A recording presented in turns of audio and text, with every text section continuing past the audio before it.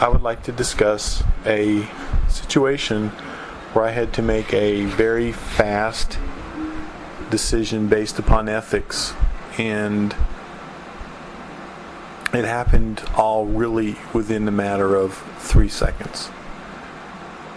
I had a job where I was working with juvenile delinquents inside a prison setting, and I had been hired by someone who I considered my mentor, someone who was very important to me in my life, someone who taught me a lot about the management and business, and someone who had taken a special interest in me and had promoted me and sort of advocated for me. And after working with this person for a number of years, I had moved on to other jobs, and eventually I came back around where I had said, hey Bill, if you know of a job, give me a call. I'm looking to make a move. And he called me with this job and told me that it was really important and that he really couldn't find anybody as qualified as I was, and he was very excited to get my call. Within a matter of weeks, it became apparent that this was a very bad situation.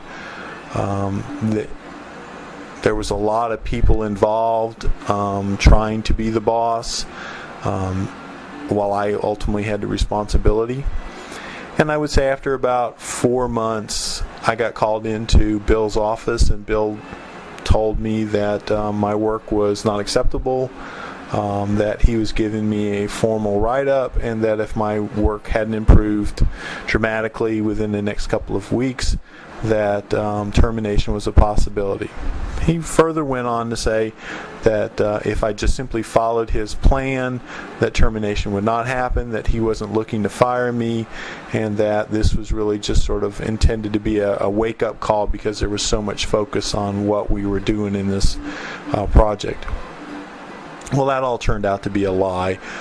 He had already begun to search for somebody else to replace me, and after a very short period of time, he called me in his office, fired me, got police to escort me from my building after I was allowed to get some limited amount of stuff out of my desk.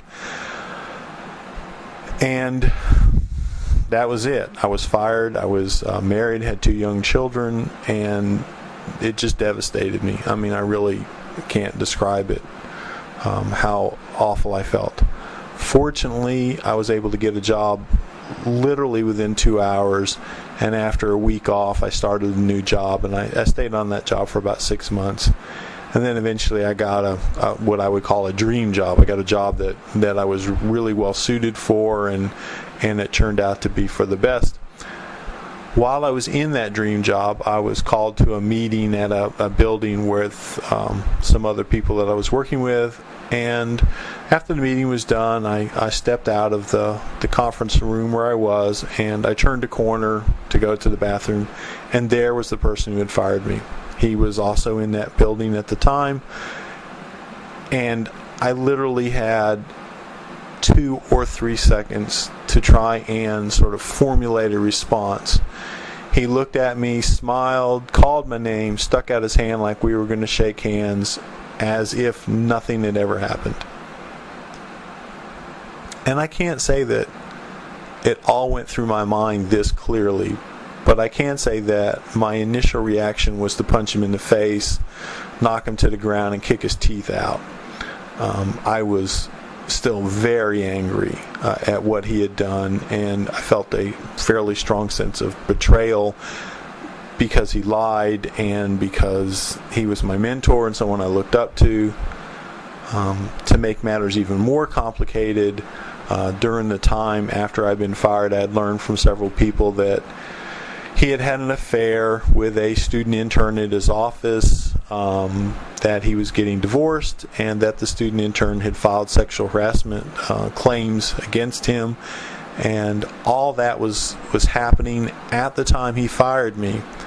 And many friends, mutual friends, had told me essentially that Bill fired me as a way to sort of distract from everything that was going on. This was a way to sort of throw up this big dramatic event, and then the attention on the sexual harassment and his affair and divorce and all this other stuff would sort of shift over to what a failure I was and how this program had really been messed up.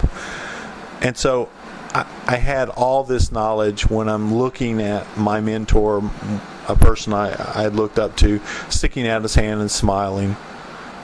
Like I said, I wanted to punch his face in, and I was reasonably certain that I could do that without a lot of effort. But I was also aware that that's not what I wanted to do. I mean, while I really wanted to do it, I also didn't want to do that. So in literally the microseconds I had to make a decision, I made a decision. And my decision was to act as if he didn't even exist.